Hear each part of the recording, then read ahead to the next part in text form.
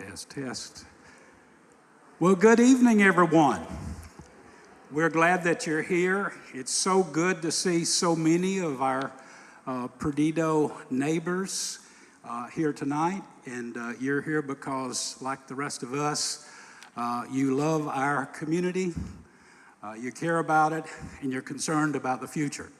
And we welcome you to We Are Perdido Public Forum tonight. We're excited about hearing the report that has been worked on very diligently according to government guidelines and independent study tonight. It's a very important time. We hope that you'll gain facts and information that will help you make your decision for or against this endeavor here tonight.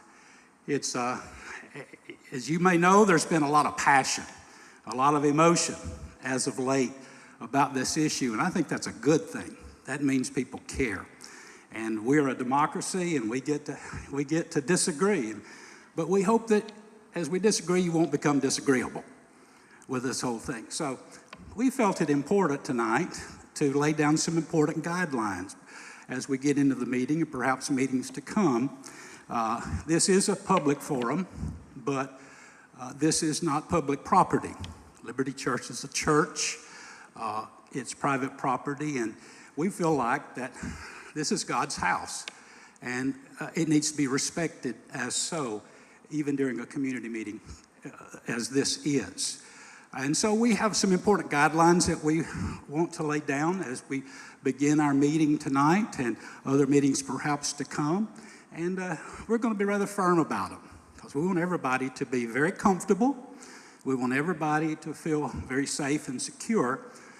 So there will be no outbursts, no negative comments. You'll be given an opportunity to ask questions and receive every answer for every question, no cherry picking of questions. There will be no audible. It would be totally ridiculous to try to have an open discussion or Q&A in a crowd, of course, this large. So we just want to urge you to follow these guidelines tonight, enjoy the facts. We believe that, as the Bible says, everything should be done in decency and order. And that's all we want tonight for this meeting. So we're glad that you're here, and would you help me welcome Stephen as he comes to host our meeting tonight.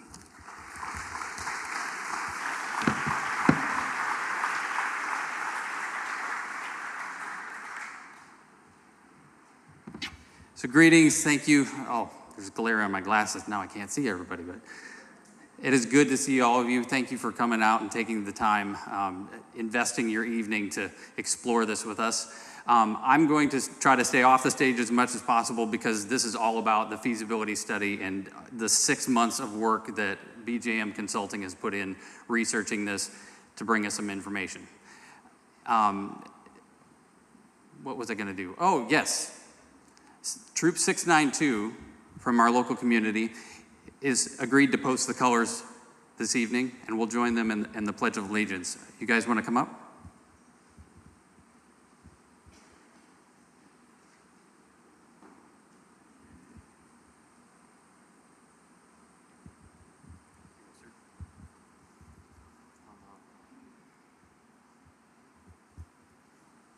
Please rise for the colors. Color guard, post the colors.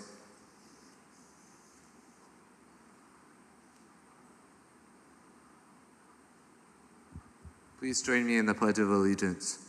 I pledge allegiance to the flag of the United States of America, to the republic for which it stands, one nation, under God, indivisible, with liberty and justice for all. 2.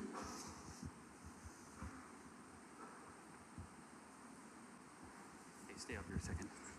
All right, I wanted to formally introduce, you can come over here too. This is Nathan Shaddy, and this is Addison Brentrow, no relation. No, I'm kidding, very much relation. Nathan is our senior patrol leader at Troop 692, and Addison is troop guide. And Addison, this Thursday, is up for his Eagle Border Review. Huge accomplishment. Very proud of you guys. All right, thank you. If you like scouting, Troop 692 is a great one. just quick plug for them. They actually just got back from an overnight camping in the Georgia Aquarium, in that tube where all the sharks and stuff swim over. So I hope they had good dreams while they were there. So, all right, I actually didn't bring notes. Can you put the slides up? Otherwise, I don't know where I am. All right, overview of the agenda tonight. We've got the welcome and overview, obviously. The municipal charter, we're going to touch on that. We have had a charter committee who has been working diligently, and now a municipal attorney who's been reviewing it and saying you can do this and you can't do that and helping edit it.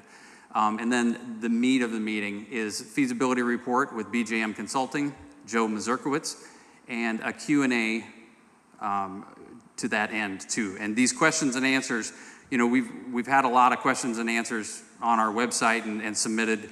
We end up submitting those questions both to Joe and to the Florida League of Cities to get answers, and then we put the answers on our website. That's kind of the flow of that.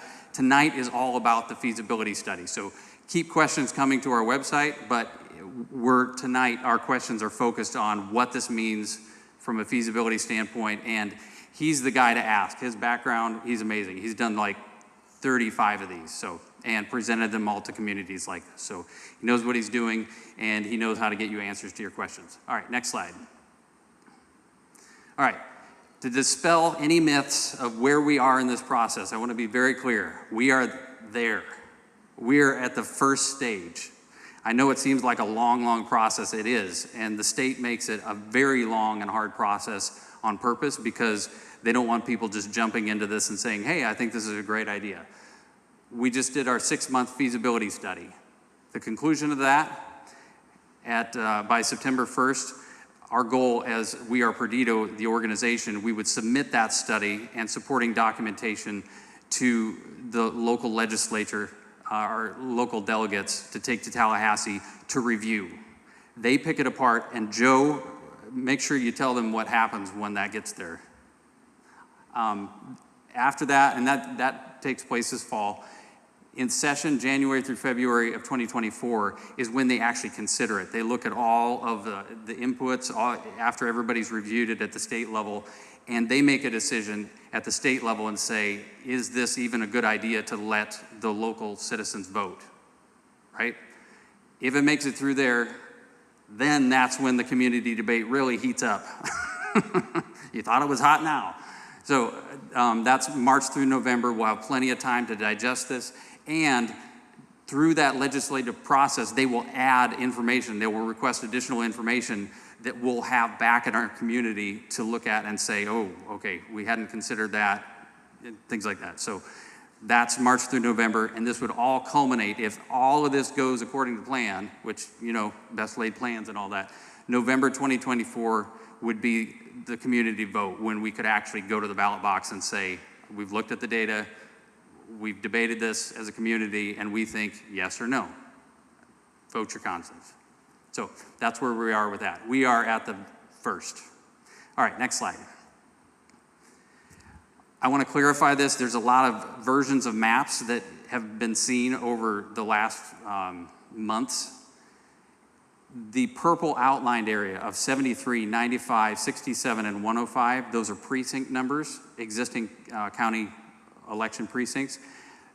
That is the core area for the initial study area. Every number that Joe shares tonight, whether it be population or revenue or taxes or anything, that's the area that it refers to. We had to decide an area back in February when this started, and then we had to stick with it for the feasibility study. Once this is in front of Tallahassee, we can add in 55 and 95, which 55 is the Ferguson-Roscoe Field Airport, and that's on dog track. And then 95 is Coral Creek, Tractor Supply, all that area. Those two would be added in just to look and see what does that mean if we add that in population-wise, density-wise, tax base-wise, all that kind of stuff. Those numbers will come out then later this fall as it goes through the process. So, all right, next slide. And by the way, all of those boundaries are completely flexible. Joe has shared with me that late in the game, they've had municipal incorporation projects where a group says, hey, we've looked at all this stuff. It's fine for you guys. We kind of would like out of this. And as a community, they decided to remove that area from the study and go forward with that. So flexible, no one's saying that this is the hard and fast rules or, boundaries. That's just the boundaries for now. Questions. We will take questions. We're going to try to do this a high-tech way. CNN has started to do this and use your phone to enter your questions as the meeting's going on. So again, most of the questions are going to be about the feasibility study and what Joe is sharing. So I know as you're listening, things are going to pop up and you're going to say, oh, what about this and what about this? He's going to try to cover, he's very comprehensive. Joe, meeting you is like drinking from a fire hose. He has so much information, and sometimes it can be overloading, and it takes me a few days to say, wait a minute, he said this and that.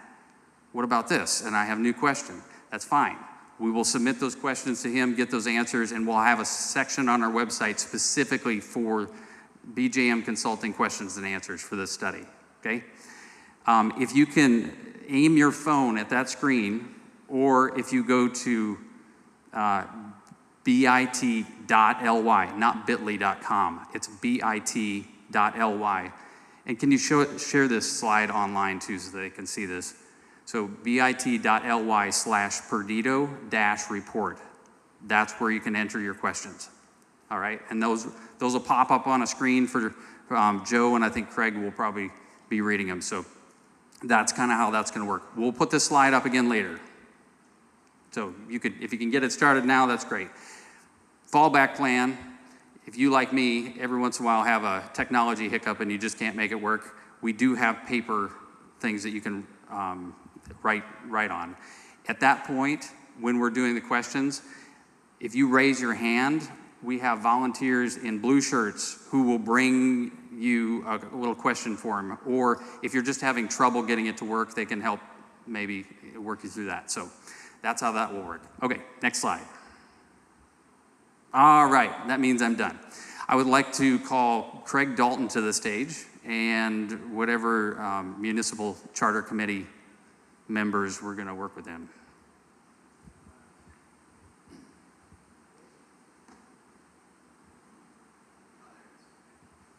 All right. There's a second mic up there. Okay, thank you. We're going to need that second mic. I appreciate, as he stated, that we've worked on this tandemly. BJM Consulting has done the feasibility, and then we asked for volunteers to work on the charter committee, and so we were working in tandem, and we're almost to the end point of that. And we have legal review, we have a lawyer, and what we thought we were pretty smart on, it turns out that there's some legalese that needs to be added to that. But I did want to share on the municipal charter some key elements to that had been contemplated. And this group, 2 are representing 7 that have participated. I think 9 or 11, but I think through time management and so forth, 7 really worked super hard on that. And this is their work. And so I'm going to ask them a few questions about that, let you get a feel of what we've done and what we're contemplating as we move forward. So with that said, I'll start with Fred. And Fred, you want to talk about the voluntary committee that we put together? Yeah, it was whoa, that's really loud. I don't know how the pastor does it. I can barely see you all out there. We had multiple meetings. As Craig said, there were 7 core members. We came together every few weeks, and what we did was take 10 to 12 of the city charters, town charters that are out there that are successful in Florida, added kind of our uniqueness to it, and then came up with what we thought was the best of. We created a bunch of drafts from there. We had multiple meetings, went through the drafts, lots of questions from other folks, had other people come in and ask questions, and created a final draft that was reviewed by some former town managers by BJM Consulting, and most recently by the attorney, and that's how we ended up with today's current draft. Okay, to that point, one of the philosophical ideas behind the way we were developing the chapter and looking at other templates throughout Florida was also using this government light model, which is a very agile government, small government. and that we wanted the draft to, or the charter to reflect that. So this is a council-based type charter, and I'll let Dick talk about the details with that. All right. Thank you, Craig. So this area really created a lot of discussion with our group, and probably more than any others, we talked a little bit about how we would form a government based on a council manager-based system. And so for those of you not familiar with that, what that amounts to is, oh, sorry, how's that, better? Thank you.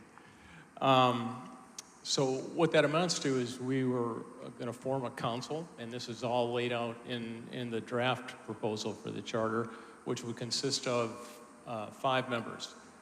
And 4 of those members would be elected based on those wards that you saw in those areas that were defined thus far.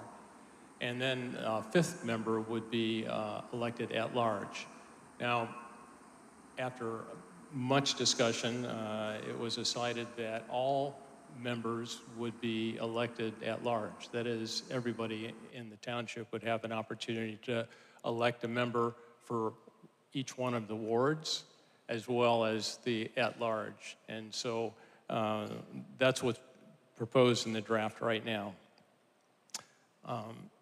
We would have a town-wide vote of all eligible electors, and the terms would be 2 years as of right now, with a maximum term limit of 8 years. Under this proposal, the mayor is identified by several different concepts, but basically you may have heard about a ceremonial mayor or a weak mayor, and that's really what was set up with this government light proposal that we're looking at, and we developed a charter around that same concept.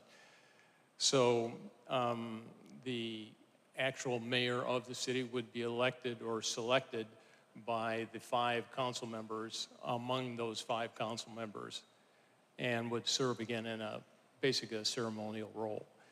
What that means is that the town manager, which is one of the 2 officers, we have a town manager and a town attorney, and the town manager would basically control the staff for the city, which would be very limited, but would run the day-to-day operations, create budgets for council approval, oversee all the town employees, and would basically advise the council.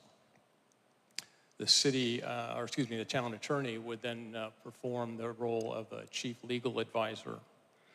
One other interesting dimension of this form of government is that the services that we currently experience right now, which come from the county or from ECUA, would probably continue. However, rather than having employees as part of the city, we would contract those services out to those same agencies, hopefully resulting in a considerable savings rather than us having to build an entire new infrastructure around each one of those services. Okay? All right. Well, let's just finish up with Fred. Is there some general comments, things that he did not cover, more from a general statement on the charter? Yeah, well, I'll just wrap it up real quick so we can get to the meat of the meeting here. There's a lot of other language in this charter. At one point it was 48 pages, now I think it's 34 pages. Lots of legal language. There is, we got some interesting questions last time, but I assure you all there is significant language in there to prevent any ethics issues from arising with any of the staff or the council members. There's a section in there of environmental stewardship that's put in there purposely to protect our resources and our way of life here in the area. There's a section on citizen participation, so regardless of whether or not you want to be a council member, there will be opportunities to participate through boards and committees, things like planning and zoning, code enforcement, any number of committees. And we will participate in state shared revenues, things like gas taxes, all those other things that we won't get into detail in tonight. And there is a review. If you don't like the charter, it's a transitional charter for the first 2 years. You'll have a say. and then it can be amended by referendum or petition. It's automatically reviewed every 10 years regardless. All right, thank you. And like I said, we just wanted to give a very top level. It's 34 pages, very detailed language, but I think they covered a bulk of that. And if you have additional questions, please reach out through We Are Perdido. We'd be glad to answer them as we work through this. But for right now, I think we're just about home on a charter review. A lot of folks, just like Dick and Ed, put a ton of effort into making this work. Very dedicated people and super talented. And one of the things that I always think is amazing, and I see it out at the park with the parents of the kids out there, but there's a tremendous amount of talent in Perdido. We sometimes forget how many people out here are really accomplished, and they kind of live in the shadows, enjoying the charm of this area that we love so much. But when there's time to really participate and be leaders, we've got a ton of those folks out there, and I'm proud to say that this group here has really carried the mail on that. So thank you very much.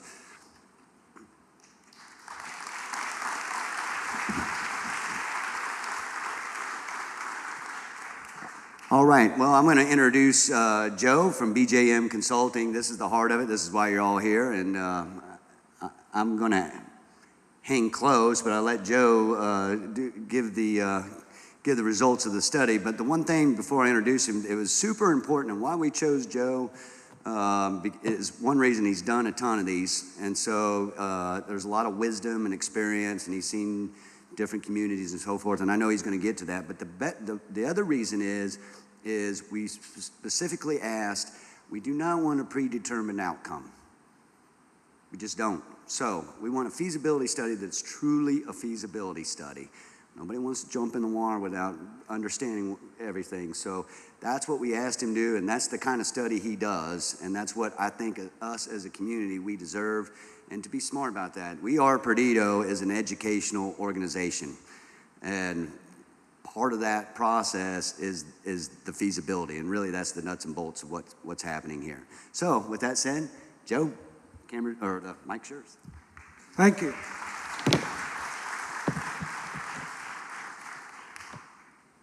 All right. Wow, that is bright. Whew. All right. I'm Joe Mazurkiewicz. I am a government junkie. I started as a 28-year-old preparing to run for mayor of my community, which I was elected as the youngest mayor in the country in 1982. I was 31 years old. So if you do the math, I'm getting really old now.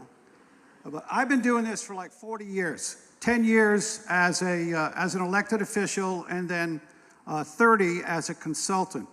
Part of the niche I am in is working with communities throughout the state of Florida and helping them do these feasibility studies. I have done 35 studies, only 5 have become cities. It is a high, high hurdle. The thing about these studies I want you to know, first of all, is that BJM Consulting draws no conclusions, makes no recommendations. I do not live in Perdido. This is not my decision to make. I lay everything out in this report that I find in my research. I am very proud of the fact that people on both sides of the issue will quote this study in support of their position diametrically opposed to each other. In my way of thinking, that means the study does its job. It lays all the information out for you to consider. So as we go through it, slide. Here we go, next slide.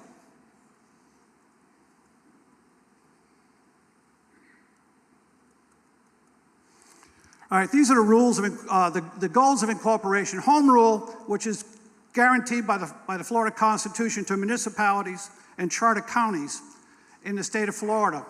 It gives you the authority to control your own destiny, both what you want to look like and how you want to get there, how much you're going to pay for in services, and what levels of services do you want. So home rule was a big goal of incorporation, and I picked up these goals through interviews with many people, questionnaires that were filled out and sent in to me from community leaders, and also a lot of research, looking at websites, looking at government websites, looking at recent, the last couple of years, articles and papers as they refer to governance in the area of Perdido. So a big thing I heard is the preservation of your present quality of life. You guys love living here. It's very clear through the responses in the SWOT analysis that you guys do enjoy that. The one thing that was a concern is you realize that you are a donor area to Escambia County. That means you pay more in taxes than you get back in services. And that's every barrier coastal community in the state of Florida. That's not unique to you. And you want to build a community center plan to meet the future needs of the area's residents.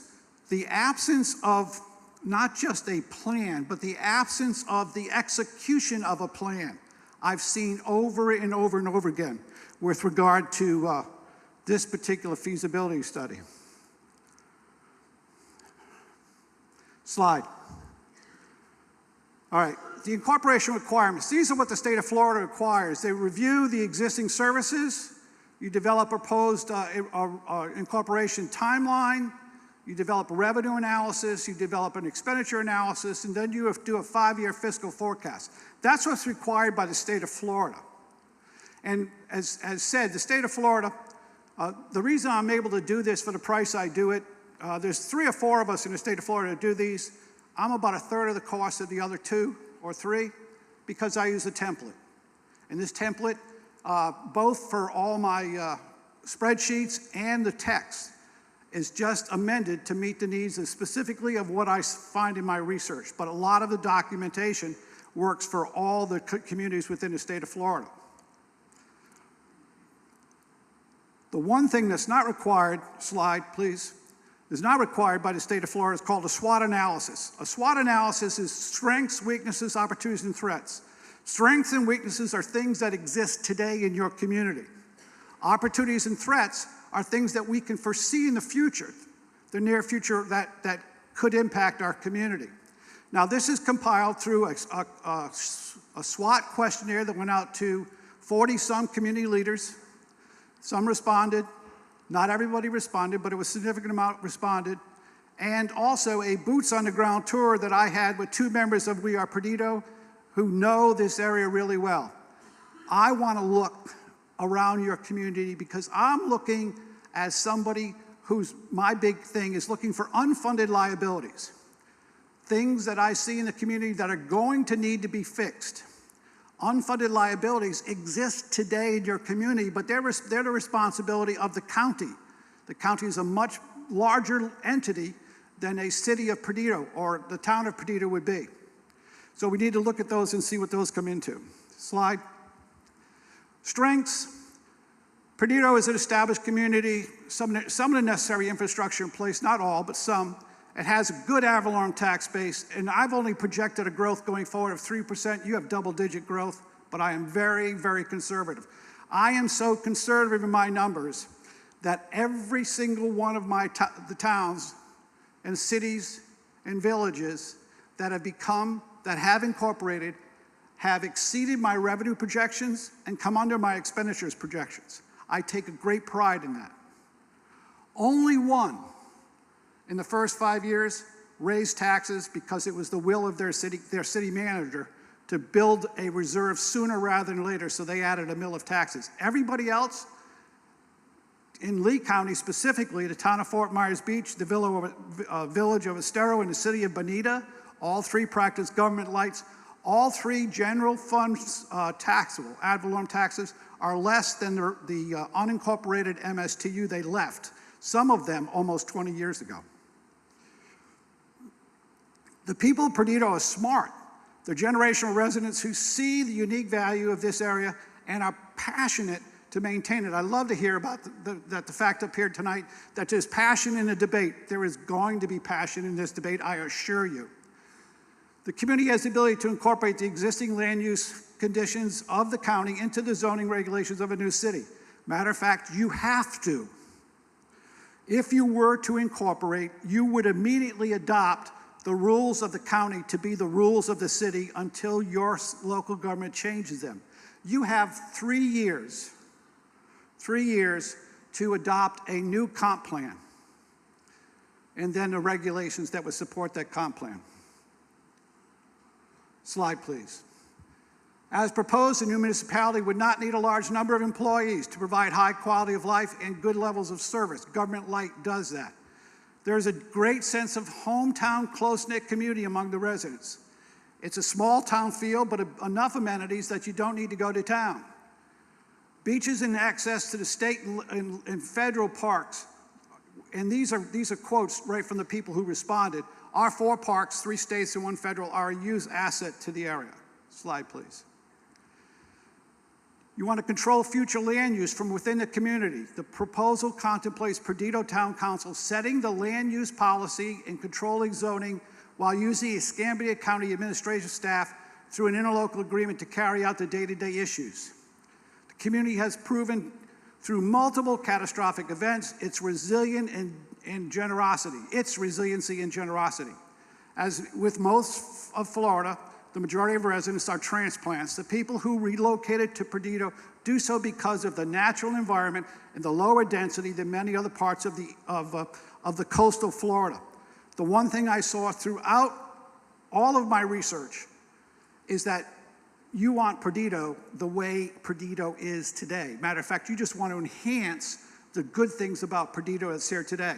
The effort of this incorporation effort from those who have talked about it and those who even are concerned about it is nobody wants to explode growth. You all want to reserve what brought you here in the first place. Slide, please. Weaknesses. Perdido's never been through the state Florida comprehensive planning process. As I said earlier, you got 3 years to do that, your first 3 years. That is a onerous process. I mean, legitimately, you could take the county plan and fine-tune it, and you probably will start there, fine-tune it for your plan. But if you want to do and maintain those things that are important to you, the comp plan is going to be a very concerted effort. You have, the town of Perdido will have to establish a working relationship with state and federal agencies. You don't have that yet. Your initial bill will establish your relationship with the state of Florida, but you're going to have to establish a relationship with the county, especially if they're going to be your major subcontractor in providing services to you. Because plans that provide Medi-Key services like code enforcement, planning, zoning, police, fire, through interlocal government agreements, quality control becomes a clear issue. Presently, the county is providing the level of service their funding supports. If you have expectations for a higher level of service, you are going to pay more money. I want to say that again. The study contemplates levels of service remaining the same, revenues remaining the same, expenditures remaining the same. Anytime you want to have a higher level of service, I assure you it's going to cost more money.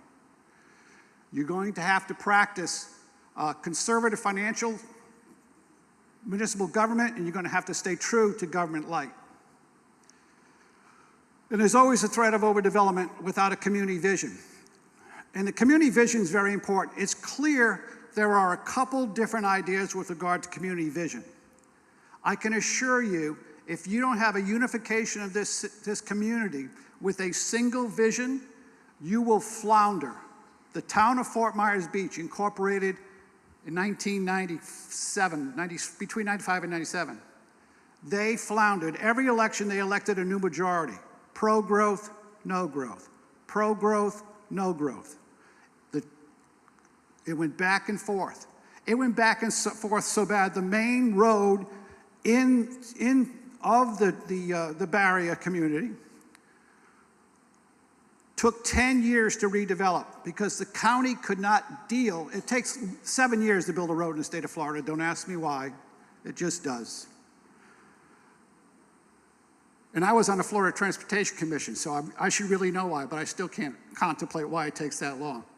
But anyway, it takes that long, and if you have a city council that's fluctuating back and forth, the county is not going to work with them. The 10 years it took for them to decide to finally make that improvement to the road doubled in cost. It'll kill you if you don't have a unified vision for your community. Slide, please. There's unfunded liability in the area of disaster funds, and happens for every coastal community. You don't have a lot of reserves up front. And we'll talk about that a little bit later for unfunded liabilities. But federal government and state government will, if you do it right, will refund all the dollars you spend for disaster recovery. It's just how long will it take for you to get those funds? They don't come right away. You have to front load the cost of that. A natural disaster early on in the community would be very hard to deal with. There's a lack of commercial and industrial zone land available to meet the present needs of the people for retail, service, and industry. People go outside of the area proposed for incorporation to buy things and to work. There's a lack of jobs available in the community, and there is a lack of a proper fire department. But I understand that is being addressed. Slide, please. Opportunities. These are things in the future. Local government agencies, like Escambia County, may be willing to negotiate for provision of services. This would allow Perdido to determine the level of service desired in the community rather than relying on outside boards or elected officials. You would be determining your level of service. Just know that if it's higher, it's going to cost you more money. Incorporation would give Perdido home rule powers as defined by the Florida Constitution to protect the environment, other interests of the community, and define how the community will evolve in the future. Once incorporated, Perdido could use tax anticipatory notes, they're called TANs, to cover any shortfall in local government funding due to a lack of reserves to deal with the natural disasters. TANs are not magic. If you do tax anticipatory notes, the next year ad valorem taxes have got to cover the debt service for that note. There's no free lunch. Slide, please. As a town government, Perdido would have more clout with county governments. It's straightforward. As an independent, unincorporated area of the county, you go in as individual groups. As a municipality, you go in representing the whole population of that area. You can have better maintenance of community parks, hopefully rezoning the area to protect our community from becoming a tourist trap town. Development of a clear and distinctly planned community. That was reoccurring throughout the report. Threats, uncontrolled growth, changing the present quality of life, continuing to give our tax dollars to the county and expecting things to change, new development overstressing existing infrastructure, the availability of a government body within the community would give easy access to local special interest groups and possibly increase the influence on the process of governing. This is a very interesting phenomenon. I call it government creep. How many of you see the majority of the county commission wandering through your town from day to day? I don't see any hands.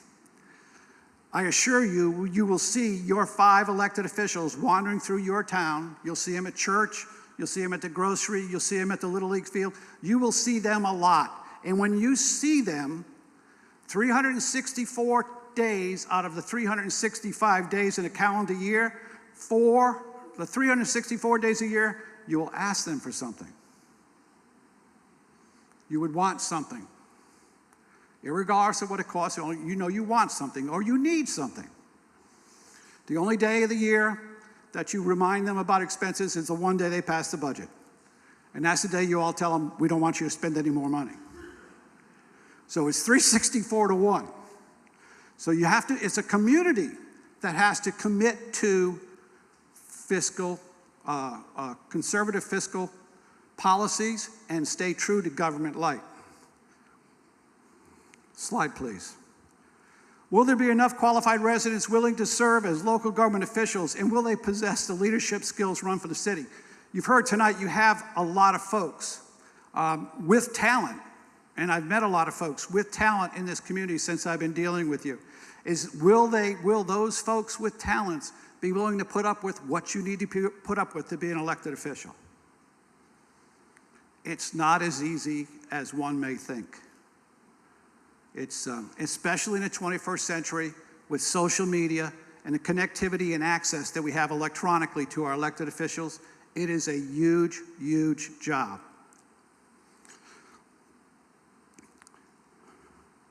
The additional cost to business and community for having to deal with another local government. And this is, the business folks would have to deal with it. They're the only ones in the study that actually, right now, if you're unincorporated in Escambia County, you pay a business tax receipt to Escambia County.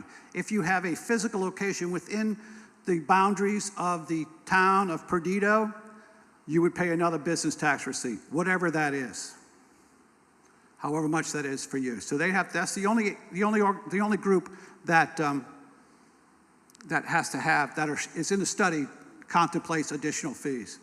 There's very diverse opinions held by responses in the SWOT analysis questionnaire, which may cause many problems in governing a new community without a consensus of how to move forward. I talked about this earlier, but that was very clear. There were if you read the study, which I hope you do, it's written in simple speak.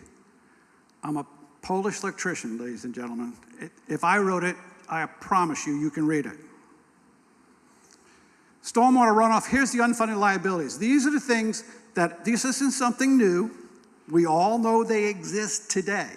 I bet you all would have expectations that you know these exist. But what changes is the responsibility after incorporation moves from the Escambia County down to the town of Perdido. Stormwater runoff and flooding. It's both a quantity and quality of water issues. In stormwater, you have to deal with two things: the quantity of water running off and also the quality of water running off. It will take capital and reoccurring funding, estimated annual budget from $4 to $7 million for at least 5 years.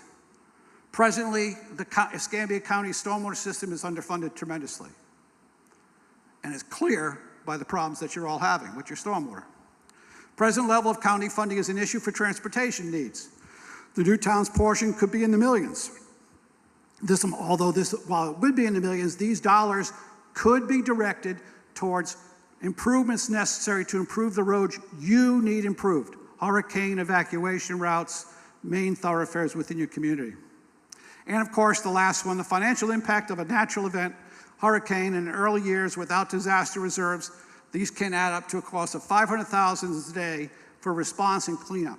The town of Fort Myers Beach made a mistake, and the original contractor they used to clean up themselves after they were devastated. I mean, they were devastated in this last storm. They're right in my area. $500,000 a day for almost 2 weeks with a contract that wasn't approved by FEMA. They will not get that money back. So if you got to do it right. If you do it right, you'll get 90 to 95% of your money back. It's just you'll have to wait for it. If you don't do it right, you won't get it back. All right, existing services, this is something that's required by the study. I'm not going to go through and read this. It's just that it lists everybody who's providing services now and the impact of the incorporation on them. And these are the other government services that are presently being provided in this area where there will not be an impact on the cost of, their cost of operation. Thank you. So how would the incorporation impact the existing services in the community, and what would be the job of the new town government? This is something that is required by the state statute. I have to answer this for that. The proposed structure of operations would have the town unifying the community's land use, zoning, building code regulations. This would occur under the authority of the local charter. With the town having enforcement authority, the town would also be a new partner with all present service providers. This would eliminate the need to travel to Pensacola when there is an issue or concern that impacts only the local area. The town would not be the provider of the services, rather it would establish levels of service, prioritize capital and maintenance projects, and be a resource for all the community groups that are presently providing the services.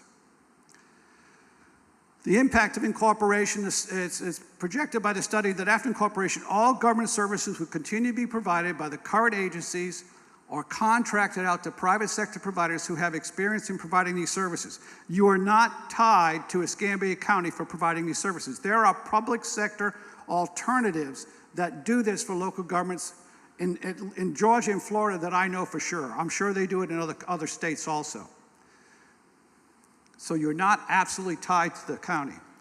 The difference is the method of paying for these services will shift from the county MSTUs, that's municipal service taxing units, which are ad valorem taxes, and MSBUs, which is a fee-oriented per equivalent residential unit or sizes of units, to town ad valorem taxes and the assessments with no initial change in fees and taxes. To make that very clear, all the present unincorporated MSTUs will be brought together into one local Perdido ad valorem tax.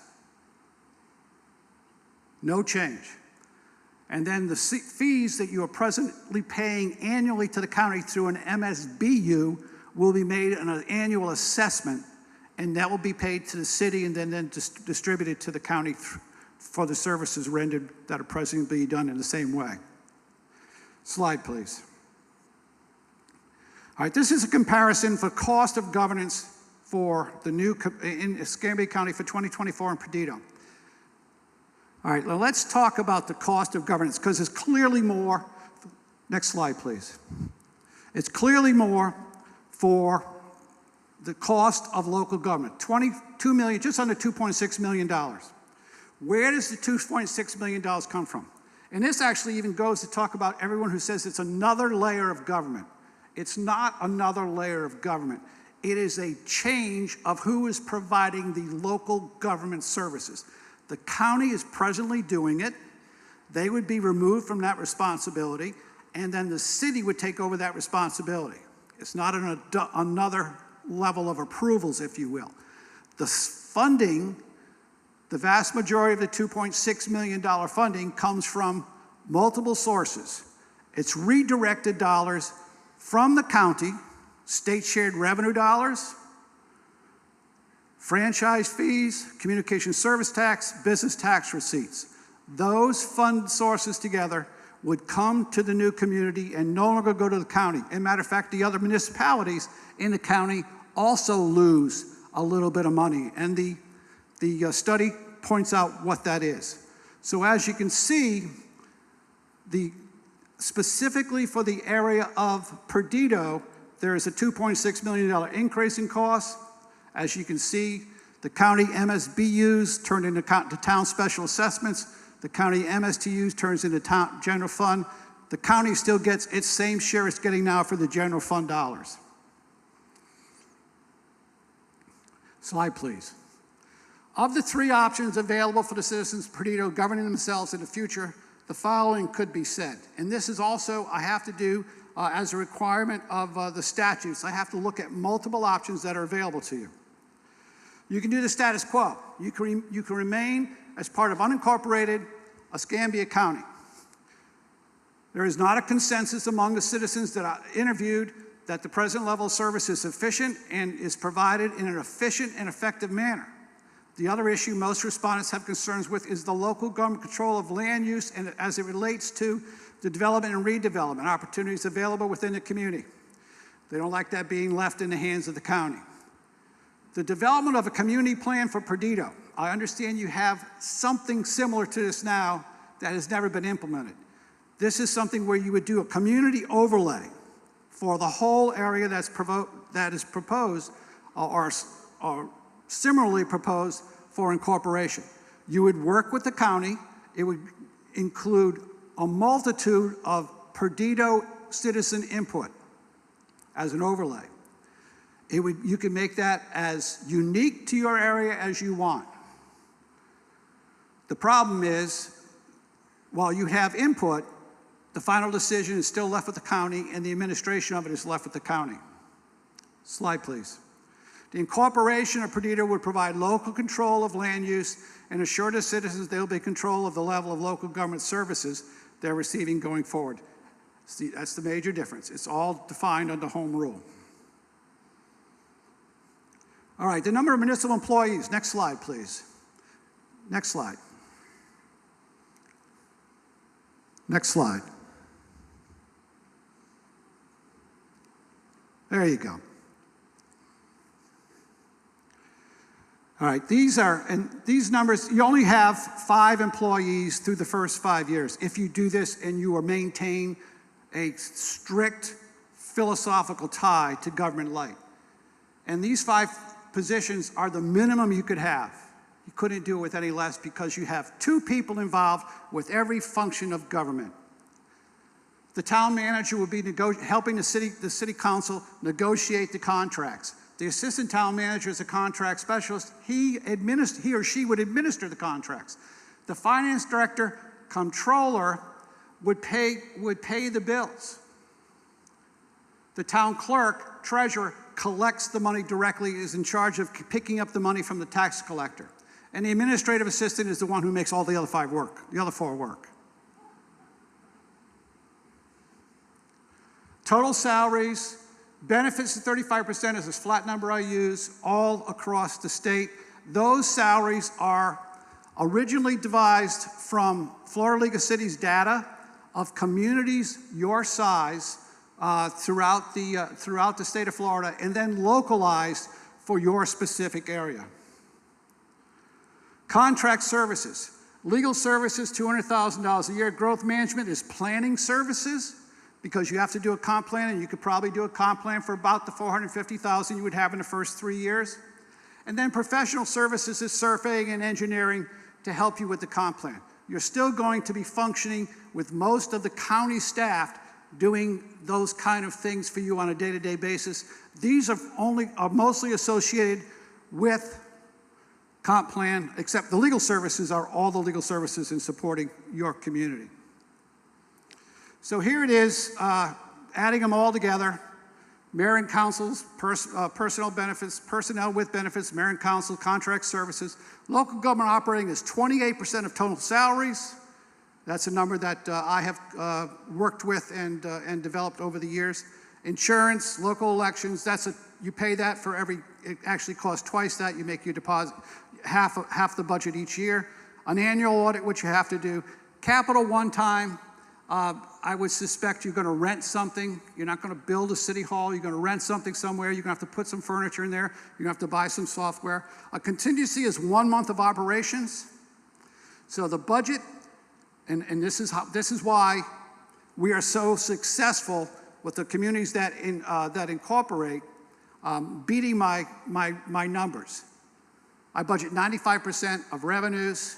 I lag 2 years behind. Very small growth numbers. And I budget 13 months of expenditures for 12 months. So these numbers are extremely conservative. It's the way I did it when I was in office, and it's the way I've done it for all the studies. So the first year of projections of revenue and expenditures, next slide. State shared revenues, communication service tax, franchise fee, business tax receipts, interest earnings, and a bridge loan. A bridge loan is a one-time operation you get to do as a city in the state of Florida, and you borrow at subprime rate. You're never going to get a chance to do this again. It could just be a straight 5-year loan, and I've had local communities do 2. I've had local communities do 5, because it's the only time you'll ever be able to make positive arbitrage on your money. Borrow money, invest it, and make money on it, and not be taxed for it as a city.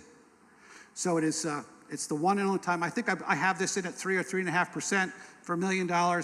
So the total revenues for a full fiscal year would be $4,070,000, just over $4 million. Slide, please. All right, expenditures, your staff and benefits, mayor and council salaries. This is for 6 months. Contract services, local government operating costs, just as same thing, local elections, all the things we went through before with the contingencies, and half a year loan payment is $136, just under $1.4 million. I don't expect, next slide. I don't expect you to be able to read all those numbers. The important number is the one on the lower right-hand side of that. After 5 years of being in government, as a new created city, I project just under $17 million in reserves. Now, before you all get excited and go, woo-hoo, we got money to do everything, that wouldn't cover any one of your unfunded liabilities. Like I said, I don't have anybody in this. I don't have a dog in this race. I'm just laying it out there. Yes, you work. You cover your expenses. You don't have anything to cover your unfunded liabilities from your general fund revenues. There are special revenues that aren't contemplated in this that maybe address those, but I assure you, like let's say roads. We don't put gas tax in because gas tax is a loser. There's not enough money collected from gas tax to maintain your roads and build new ones. So the building of new ones has to be augmented by road impact fees and sometimes general fund dollars. Stormwater. You really probably should have a stormwater fee. The county really should have a stormwater fee, if they don't already. I had a stormwater fee in the city of Cape Coral since 1989. We no longer have that unfunded liability, and we're no longer polluting our surrounding waters. If the environment is really seriously important to you, you have to have it. You have to take care of your stormwater, and you have to get people off of well and septic. Both very expensive. And you got to do that whether you remain in unincorporated Escambia County or you become the town of Perdido. You got to do those things. If you really are stewards of your environment, you have to do both of those things. We did those things in Cape Coral. It's not cheap. Meetings are emotional. I had my 4 tires slashed outside of one meetings. I had police officers walking on each side of me because there was death threats on me. Walking up in the halls of City Hall. People get passionate? Yeah, they sure do. They get passionate about governance, but they really get passionate when you send them bills for governance. It's a tough, tough job.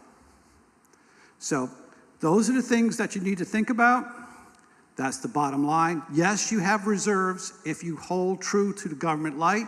Yes, you have reserves that cover your general fund operation dollars, but there are still unfunded liabilities that aren't being funded. You're not losing anything. Those unfunded liabilities exist and will continue to pile up whether you stay in unincorporated Escambia County or become the town of Perdido. But you need to understand, as a community, you're going to have to deal with some of those things. Just very quickly, last slide. Just very quickly to talk about what happens in the process now.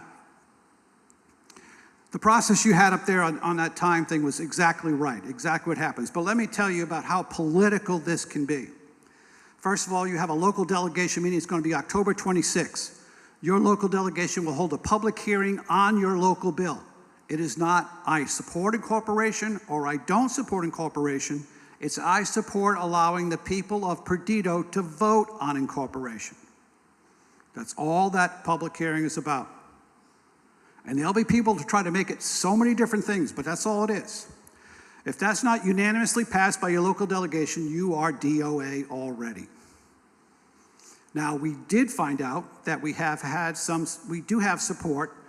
We haven't confirmed that with everybody, but we do have support amongst the local delegation right now, which is I didn't know when we did this, when we actually did this, the SWOT analysis. We met with your local senator who is only interested in allowing you to have the opportunity to vote on self-determination.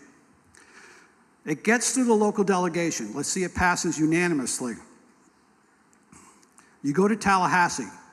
It goes in the committees in the House of Representatives first. It goes to the first committee is federal and local government. In the subcommittee on local government within that major committee. That staff, as I said, I have a template report. And that staff has added conditions and requested additional information every report I have submitted.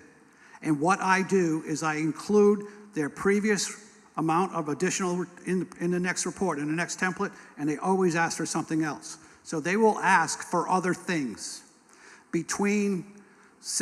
Probably after the public hearing in October and before January, we will get requests for additional information from staff, which I will do on your behalf. I will fulfill, my contract is to fulfill a requirement that staff will accept the feasibility study and present it to the legislature for a vote.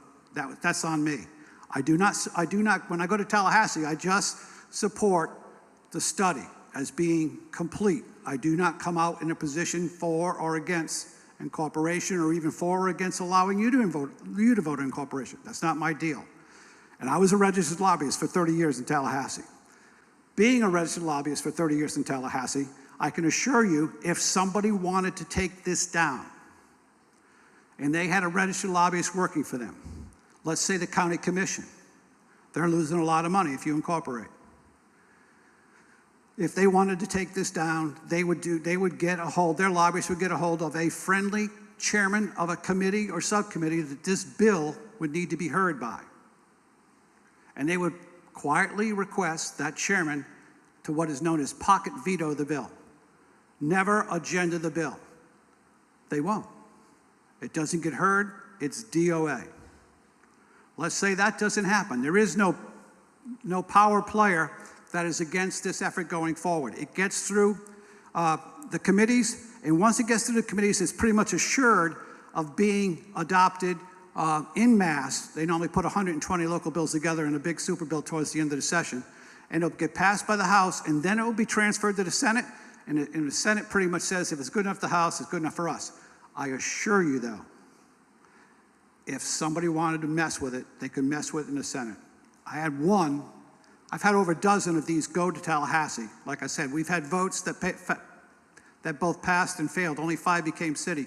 But I have had efforts stifled in the Florida Senate after the Florida House said it was going to happen, said it was okay and passed it. Gets through that. No one takes it out. Both the Florida House and Senate pass it. The governor has to sign it, or it becomes law automatically by a specific date. I've had that happen both ways. Sometimes the governor didn't sign it, it became law without his signature. Sometimes the governor signed it, it became law on his signature. All that does is establish a point in time that you, the citizens, will vote on it. If you vote in favor of it, you will not become a community until December 1st of 2024. And it's December 31st of 2024 at 11:59 p.m. Because you have to exist as a municipal corporation the prior year to get state shared revenue the next year. So if you want to get revenue the next year, starting as a new community, and that would start in April, you would have to have that. That's why that date is specific in the charter. You would come January, February, probably January, you would have people apply or qualify for office. You have an election in February, March. Either way, probably March, depending on what your local supervisor and what their terms are for qualifying to actual election date. And then April, you become a municipal corporation. I budget all 5 people from the first day. Now, you're not going to have all 5 people, employees, the first day. There's room and dollars inside that budget in addition to the full month I have extra expenditures. That's the way government budgets all the time. That's when stuff comes up, unexpected stuff comes up, they have money to pay for it. They use those funds that way. Salary savings is a big piggy bank for local government. With that, I think we have it all and we're ready for questions, I would think.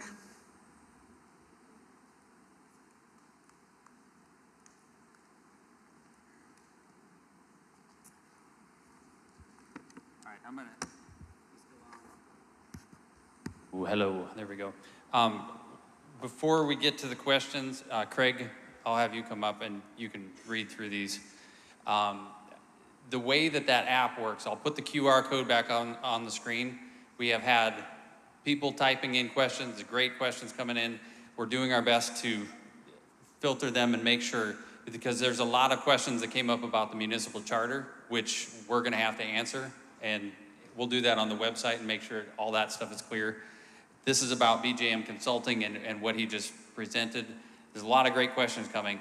Please look through the list in your app and you can upvote questions and say, ooh, that's a good one. So before you put in a question of your own, make sure somebody hasn't already asked it, and then you can upvote that. It'll pop to the top of the list. He'll see it coming up to the top of the list, and it'll get answered more quickly. So with that said, yep, okay, there we go. There it is. You know how that works. High tech. All right, Craig. Oh, and we had one other question. Somebody said that we weren't properly introducing everyone. I want to make sure everybody knows who we are. My name is Steve Brentrow. I am chairman of We Are Perdido. I'm just kind of cat wrangling. That's my main job. There's a lot of things going on and get this all to happen. This is Craig Dalton. He is one of our board members, and he is also head of the charter committee. And this is Joe Mazurkiewicz Jr., head of BJM Consulting. And earlier you saw Buford Lipscomb. He's pastor of this church, and this is kind of his house. He's hosting us, so that's that. Let me get this up here for you. All right, you can see these being upvoted, and then once they're answered, just mark as answered and they'll drop off. That make sense? Okay, I feel like we should have rehearsed this. Yeah, sorry. You feel like should have rehearsed it. How do you think I feel? Here, I'll hang out with you until you get the hang of it, and then. Okay. Okay, well, just be patient with me because I'm going to try to pre-read the question before I say it out loud so I don't stumble all over it, and I probably will anyway. Okay, so the first one is, what are the advantages and disadvantages? Why did that just go away? What? Oh, yeah. Oh, my goodness. When you upvote them, they disappear. Okay. I think you just got to read them. Well, let's upload them all and go home. Let's try that. Okay. What are the advantages and disadvantages of being a municipality post-hurricane? Ooh, you know what? That's a great one right out of the gate. I'd like to know the answer to that too. You can compare and contrast that? Well, actually, I have 2022, 2023 example in Lee County, Florida. 2 barrier islands, Pine Island and the town of Fort Myers Beach. Pine Island is unincorporated Lee County, and the town of Fort Myers Beach is a municipality. The municipality came to Tallahassee represented by their city manager, elected officials, and walked away with significant funding from the state of Florida, over and above the FEMA funding, allocation funding to build things, to rebuild the city hall specifically.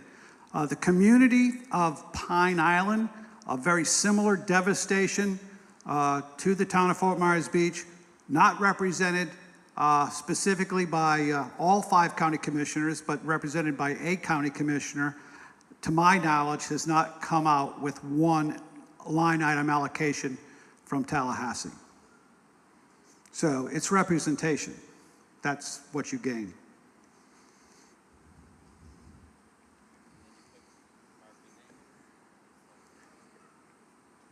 Okay, hey, I'm just going to make a note here.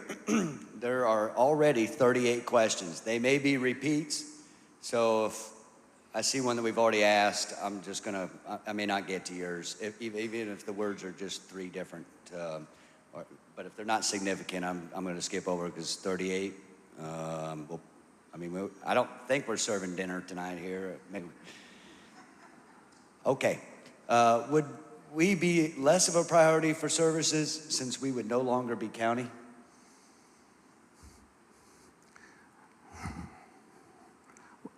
The reality is your service levels would be established by an interlocal agreement between your city council and the county commission. That level of service would be then a contractual relationship that would be, whose feet would be held to the fire by your elected officials here. As unincorporated members of the county, once again, it's representation, just like it is with the state of Florida. You would have more, I would suspect, more say with levels of service and getting things done with a local government going there rather than unincorporated as you are today going there. And if that doesn't make sense or answer the question, just let me know. I would assume that there may be follow-up questions. Sure. And I know there's a lot of people online watching this. I got a few texts from people I haven't talked to in years, said they're watching. If BJM has done 35 studies, how many did they recommend, and I already know that, how many did they recommend the municipality was not appropriate for the community?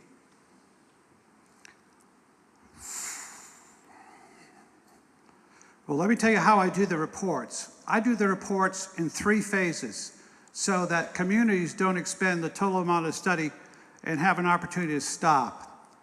I can tell you I'm doing 5 this session. You're the only one going forward. 80% said are not going forward this session. Some of them started after the initial financial analysis. Remember where I showed the transfer of money from the county to the city was enough to cover the cost of the local government overhead? There's 2 this year, that didn't quite do that. So they were done there. There was another one where they did a SWOT analysis, and they found what I call a silver bullet in the SWOT analysis, that they're like, no, we can't deal with that. That's just that's too much of a threat to us, and they shut it down then. But a good example, I can't tell you off the top of my head, but a good example, 5 this year, you're the only one going forward. Joe, can you give examples of specific things that other communities have addressed through incorporating?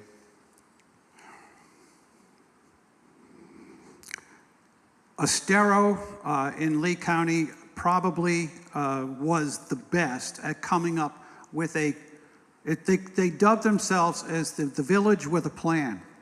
Their comprehensive plan envisioned a unification of that community behind a single vision forward.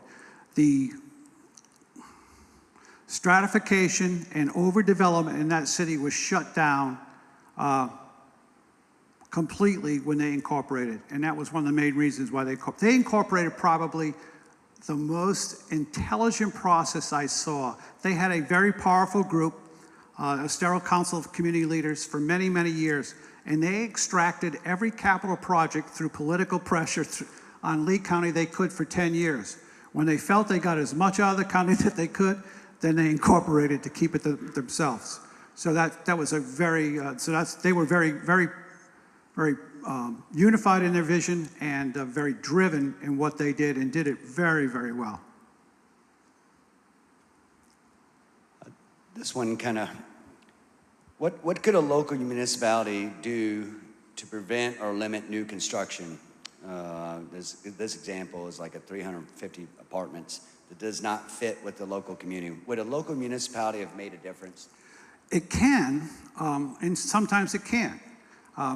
Presently, every square foot of your area proposed for incorporation, with the exception of those areas that are set aside to preserve in the county's plan, have some sort of building right. They're either conservation easement or preservation easement. If it's not those 2 areas, every piece of property in your community or the area proposed for incorporation are entitled to some development. You can work with developers, you can do transfer of development rights, there's a lot of tools you can use, but short of taking their property, and I've seen communities do this, they take the property and then they pay for the value of what they took. Let's say you did a 350 unit retail rental community. The local government says, listen, we'll give you 175 units. Well, the city would pay, through a Byrd-Harrod Act, the value of the difference in the apartments. Does that make sense? Straightforward. I mean, it's private property, and private property rights in the state of Florida are held in the highest esteem. If a local government wants to regulate regulatory taking of their property, the property owner will be reimbursed. It may take some time, but it will be reimbursed. What percent range would our property taxes change or increase? Say it again, please. It jumped on me, darn it.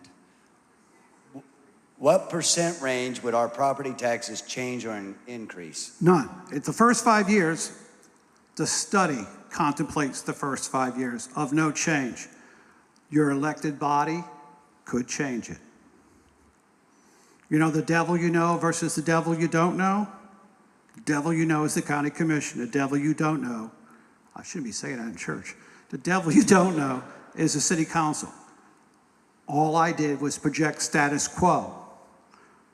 It doesn't guarantee status quo. Your local elected officials could make changes.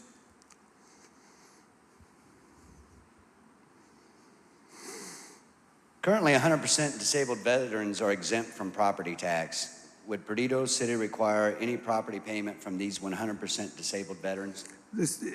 Initially, the laws will remain the same. I would suspect taxing laws are limited as to what you can give in exemptions under Florida statutes, and the city would be able to give the same exemptions as the county is presently giving. Once again, the study contemplates no change, but I can't guarantee there's no change.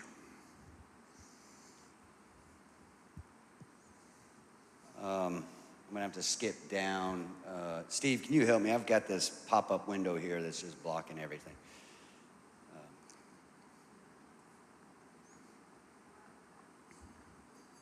This thing, I don't know how I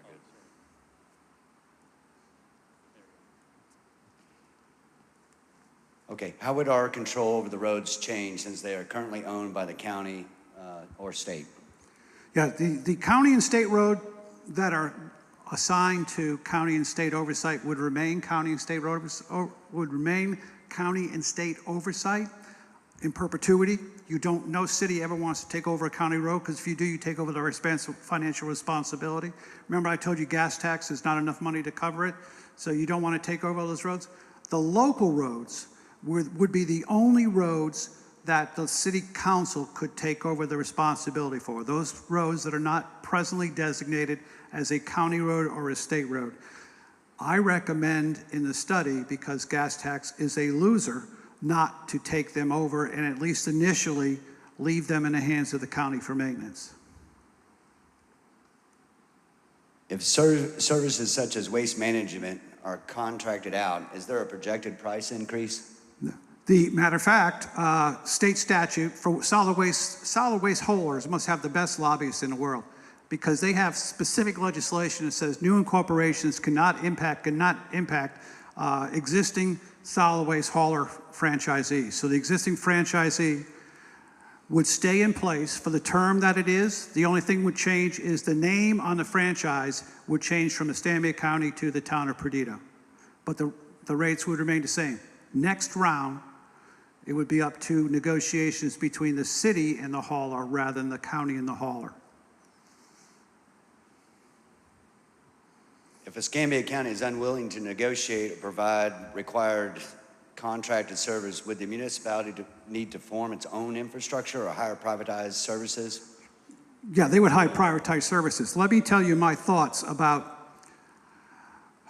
the bureaucracy willing to continue to serve. They're providing, this is going to sound crass, and I don't mean it be this way, it's just the way it is.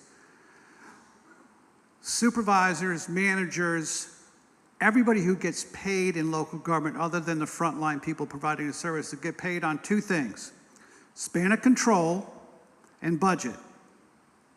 Span of control and budget. If you take your money that's presently going to the county and the people associated with providing those services from the county away, they lose budget and they lose people, and their salaries should be adjusted downward. It is in their interest to continue to provide services for the new area, at least for some period of time, until you're ready to go out. And as I say, if you put out an RFP for services, let me give you some comfort. The first year, like I said, you actually elect your city council and you start operating in April.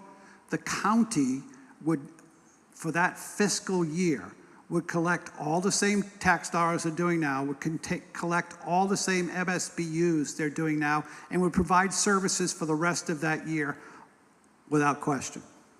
So you would have 6 months to negotiate interlocal agreements with the county to continue that services for after the first 6 months. So it's not the first day you incorporated, the county drops off the map. The first day you incorporated, that's why if you look in the report, the first half year has no ad valorem tax dollars, assessments, or no county interlocal with the county.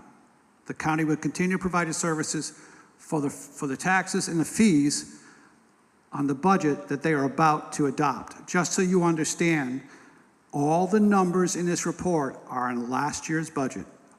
It's interesting that the budget has to be to the state of Florida our fiscal forecast, which is based on a budget that is built on numbers that the best numbers we have for August, is August 30th, September 1st. And the county adopts a new set by September 30th. So one of the first things we'll do, if this were to get passed through the local delegation, is the staff at the federal and local government will ask me to update the numbers to reflect the latest budget of the county. This one I can answer. You don't even have to ask you. Who paid for the study? We are Perdido, donate here. Citizens just like you in this room. That's who paid for it.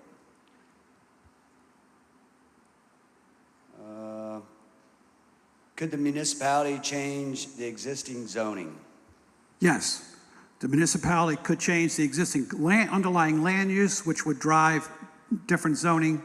Remember, if they downzone or turn back existing entitlements, the property owners would be entitled to financial remuneration if they were to do that. If they wanted it. I mean, if they didn't, I mean, if they agreed with it, I've had property owners who did not object to a downzoning and were fine with it, but there'll be those that won't. So can they? Yes, they can. Can they increase the density? Yes, they can. Once again, it is up to the people you elect. And in this particular case, listening to the charter, and I read the charter, the earlier draft, that you vote for all 5. So. This is a voting question. Does ownership of property on Perdido Key qualify me to vote even though I'm not a full-time resident? No, only registered voters within the area of Perdido are allowed to vote. This is a registered voters referendum of those people who are registered to vote in Perdido. Whether you own property or you rent property, it's a residence. It's not owning a business or owning of unimproved land. Okay, we're proposing a government light model. How do we keep government light instead of the inevitable metastasizing? Boy, I butchered that. Yeah. An example would be if the sheriff's department declines to provide police for hire. It's just being fiscally disciplined and philosophically disciplined to the concept. Of the communities that I have been involved with thus far, one did incorporate, did not do government light, and it has a full cadre of local service providers, police included. The other 4 have all participated in government light and to date have maintained a very limited government, having county or contract people provide those services within their area. Bonita is probably the best. They contract with a third-party provider for all their building, zoning, and planning issues. They contract with the sheriff for their public safety. They have a fire district to provide fire. So that they've done real well. Estero probably has the fewest, but they're the fewest number of employees, but they're also the newest community. I've seen it happen right in my own backyard. I know it works, and I also know if you don't do it, it will grow right away. It'll grow away from you right away.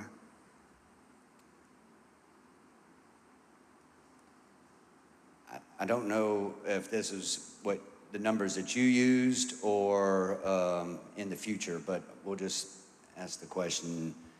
Who determines the salaries of the employees? And I think this is more directed on how you came up with the salary structure. No, I determine the salary of the employees based on the average for that pay grade throughout the state of Florida, localized for the Panhandle, to be perfectly honest. Every year, the only ordinance the city council, the town council would have to pass would be a budget. And the salaries of your employees would be governed by the annual vote of the council approving the budget. So it's this local city council that controls the salaries of your employees. I don't know, does the charter have the salaries of the council people in it? Oh, yeah, they do, and that's the next question, turns Okay, out. all $500 a month. Yeah, well, it's just, then the council people, the only people that have control over the salaries of the council people are you as the electorate. If it's part of the charter, only you can change that. What % of registered voters are needed to pass this initiative? 50% plus one of those that choose to show up, like every other election. Because this is an issue and not electing people, you can do an exclusive vote by mail. But because it's probably going to coincide with the general election of 2024, you'll probably have all the avenues of voting available to you. But of those people that choose to show up on November of 2024, 50% plus one will carry the day. I'm not sure if you could, I see this question a lot. I get this question. I don't know, it was part of your study. It was not included, but there's this theme of, could this help us get a high school in Perdido? If that's out of your... Yeah, no, I can tell you based on experience, as mayor of the city of Cape Coral, we lobbied the school board to bring a high school to Cape Coral. The elected officials of Bonita lobbied to get the school board to build a building, a high school there. It could help. It just, once again, depends on the political clout of folks that you get elected and their effort in lobbying the school board to do something. But it's also, I mean, school boards don't invest money in areas where they don't have kids, because the last thing we want to do is increase transportation costs.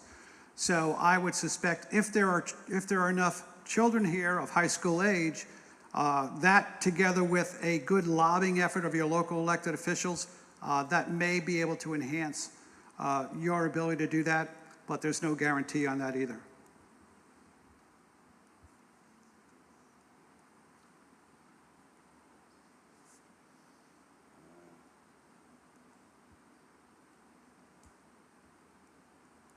There are a lot of duplicates. Please be patient. This is...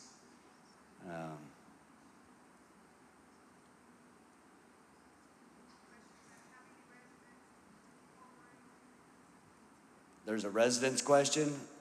Well, I got about 85 sitting here, so I'm working through that. Haven't seen one on city.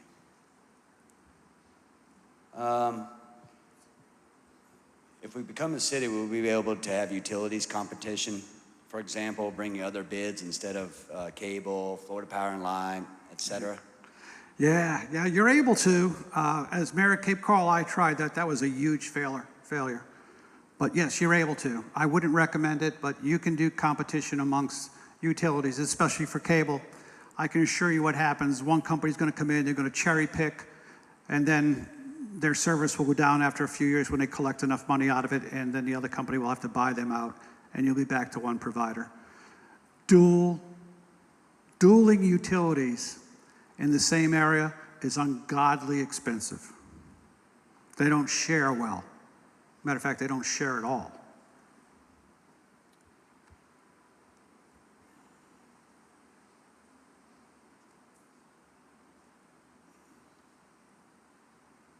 There's is there the ability to use the bridge loan as part of the reserves? Yes, that is the main purpose for the first few operating months for the bridge loan, is to give you some reserves. When and how would we start receiving money if we become a town?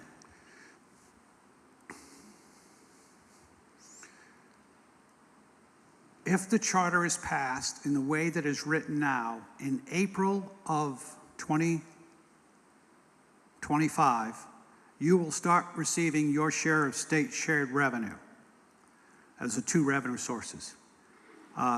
If not long after you become a city, you make a interlocal agreement with the county to start collecting communication service tax dollars, you will make it at the time in which you make that agreement.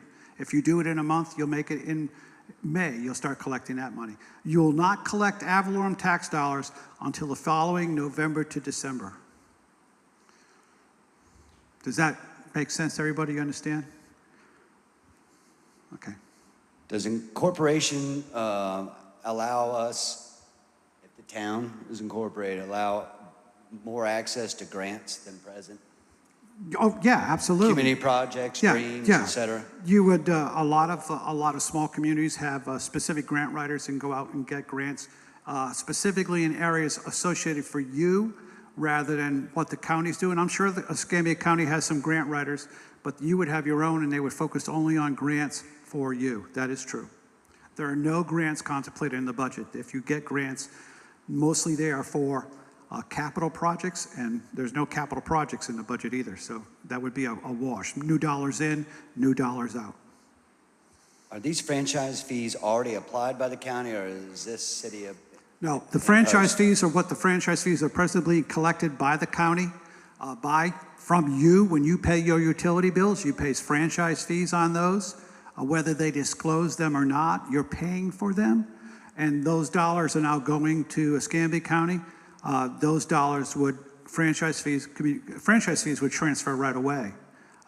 As soon as you signed a new agreement with the franchisee, those fees would start coming in fairly soon. Communication service tax is a different animal. You have to have an interlocal agreement with the county to get those.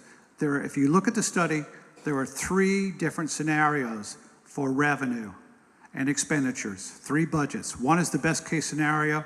On the first day, we're all happy. You get your state shared revenue. You're good with the county. You get your franchise fees, communication service tax, your business tax receipts, and you get every dollar you should get. The second one is you get none the first year, and you get your state shared revenue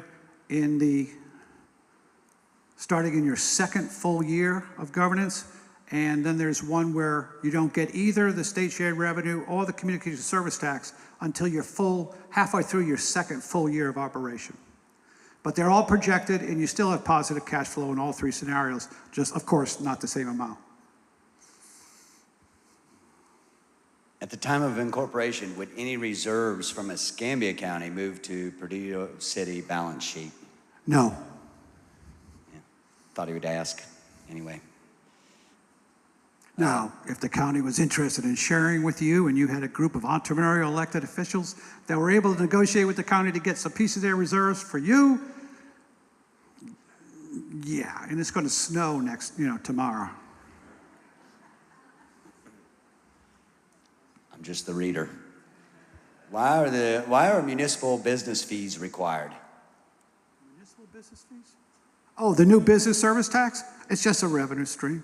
It's a business tax. You're presently paying it as a county, and then it's the same thing. You just have to pay one more if you in the city. Why are they required? They're not required. The city would have to adopt them.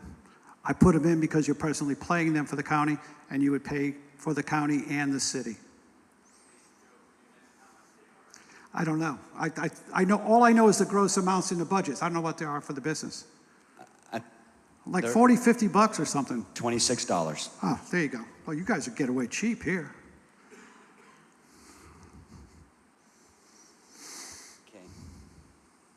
We are getting close to the end, believe it or not. Who would supervise initial elections if incorporated? Supervisor election for Escambia County would run all your elections. I would not ever contemplate you running your own elections. You could run your own elections. It's a very sophisticated operation in the 21st century, and they will charge you on a per registered voter basis to run your elections for you. That's why it's in the budget for what it is. You pay, and it's in there to pay for half the election each year. You have an election every 2 years. This is a variation of a very similar question, but I'll ask it on their behalf. How does doing all this and having a seat at the table change our power to get more done than now? In other words, how does a town mayor or council have influence or more control than using the current commissioner? Yep, because they're elected officials. It's just straight up, it's just how it all works in politics. And it normally works because local elected officials move into, like city council members end up running for county commission. So you don't want to tick off your future opposition. It's just pure politics. A local mayor shouldn't have any more clout with your county commission than a community leader. I assure you they do. I have 40 years of experience. That Joe Mazurkiewicz, as the Polish electrician, could not accomplish much. But Joe Mazurkiewicz, through his 10 years as mayor, got a lot from Lee County.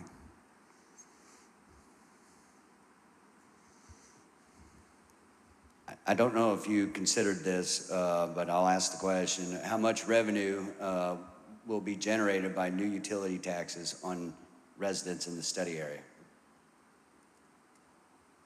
It's in the report. It's not new utility taxes. It's existing utility taxes. You don't have a 10% utility tax? Okay, then there are none contemplated in the report. Sorry, I have 5 of them going all at the same time. I'm not sure which one has what.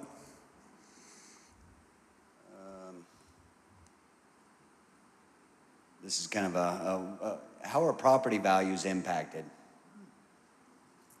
That's a great question. Historically, in the state of Florida, municipalities get a bump over unincorporated areas in ad valorem taxes. Not because they charge more.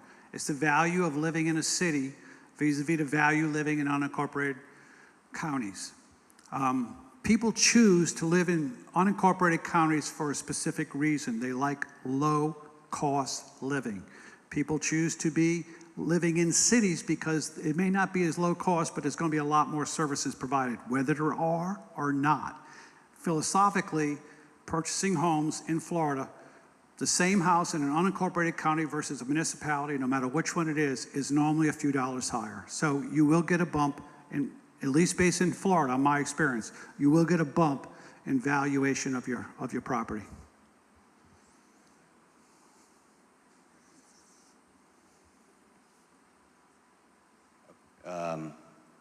Another hurricane question. I think you've answered it, but this one's more specific. How would repairs to the infrastructure be paid for after a hurricane like Ivan? There's funding for cleanup. There's funding for capital infrastructure.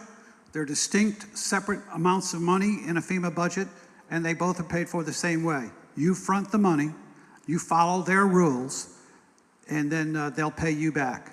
The way it works on average is somewhere between 80 to 85% comes from the federal government, FEMA, and normally the state of Florida will pick up somewhere between 7 and 10%. So you could have anywhere from 87% to 95% recovery of funds. But the big issue is not that you're going to get paid back. The big issue that you have to understand, you're going to have to wait to get paid back. It takes time. The city of Cape Coral is still receiving funds from the hurricane before Ian. What was 2-3 years ago? They're still getting checks from the federal government for that one. 2-3 years ago. What hurricane was that? Ian. No, Ian was the last one. Irma, down Southwest Florida. Yep. Okay, here's, it appears as if the study area on the screen will not meet the minimum population density required in Florida statutes. So how does the pro-incorporation group overcome this? You ask for an exemption and you give justification for the exemption. The survey was not completed in time for my initial draft of the feasibility study. We now have a survey completed. It identifies the amount of acreage that is water, the amount of acreage that is preserved, park, federal, and military. And we will identify that acreage, deduct it from the rest, and say what our population density is for the remaining properties. You ask an exemption from state statute, a local bill is a state statute. So a local bill can exempt itself from the requirements of other local legislation. It is equal in strength and standing with the regular statutes in the state of Florida. So you would ask for an exemption.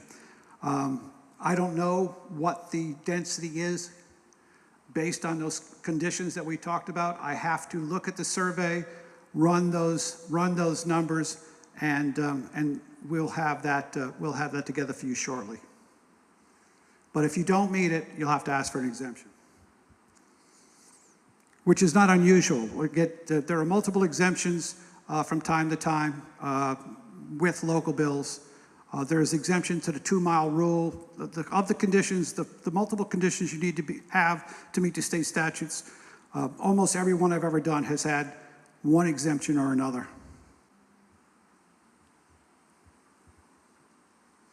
This question's come up a few times. Who negotiates the price for the services? Negotiates the price for my services? No, for the services, city manager, city council, contracted services. The city council would negotiate price for services for everything through their adoption of their annual budget. And yeah, the city council would be responsible for all that. Just so you know that if you were to incorporate, I would not be available to do any services for you. I don't want it ever to be said that I promote incorporations for future work. I do not do any work for any cities that I did incorporation report for. Can we have better ambulance service? Yeah. I'm going to tell you pretty straightforward. Sure, you want to pay for it, you can get better ambulance service. This one is unique to where you live in Perdido. Would a town have the authority to resolve the traffic issues on Gulf Beach Highway caused by tourists parking on the road waiting to access NAS Pensacola for the Blue Angel practice? Yeah. Being an incorporated community is not an answer to all your issues. You're going to have issues like that. If you're going to contract out your law enforcement services, which include traffic control, with the sheriff, I suppose you could have some specific language with regard to that kind of thing, where they would have to provide traffic control with specificity to events that cause traffic jams. Once again, you want additional services, it's going to cost you more money. There's no free lunch or breakfast or dinner. Okay, that wraps it up. As you can tell, one of the reasons why we selected Joe is it's not all rainbows and snow cones. I mean, he gives the facts, and that's what we wanted. And we've got all the questions, and I'm sure there's more, but I think you've done a nice job. A round of applause for Joe and his work.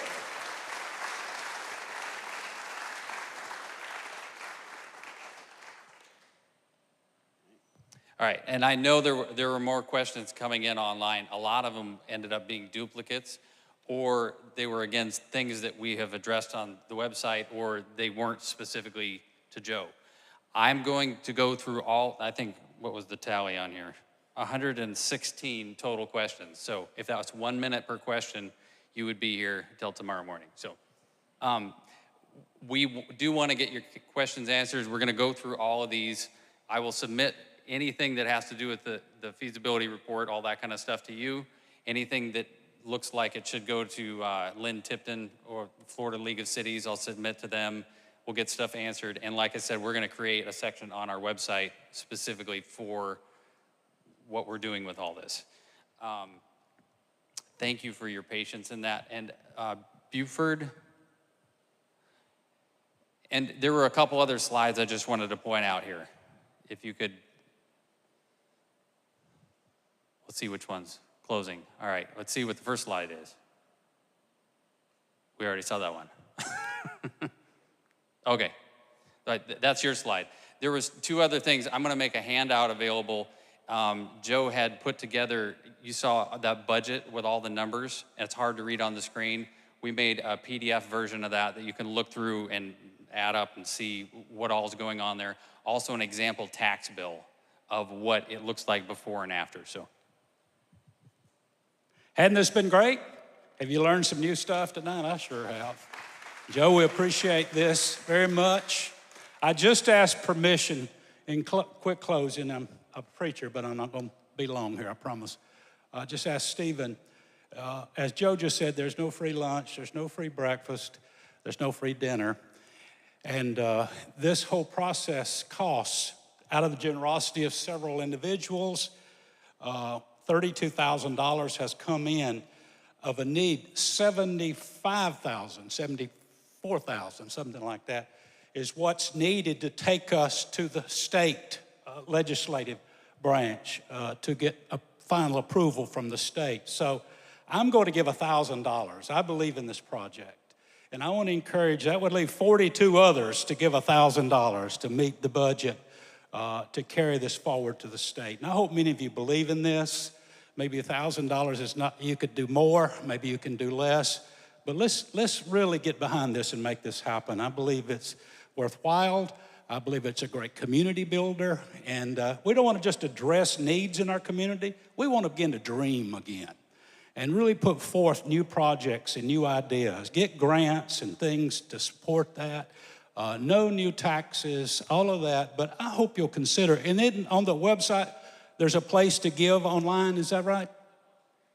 It's on the screen here. Okay, awesome, that's quick thinking. So again, thank you for being here. Thank you for participating. And again, we hope that you'll get involved. And you'll hear the rest of the answers forthcoming on the website. Stay in touch. Thanks for coming. 1 minute. I totally forgot this. That budget thing and the example tax bill, it's already printed out. We have 200 copies of it. So grab one of those as you go too. Thank you. Thank you, guys. You're dismissed.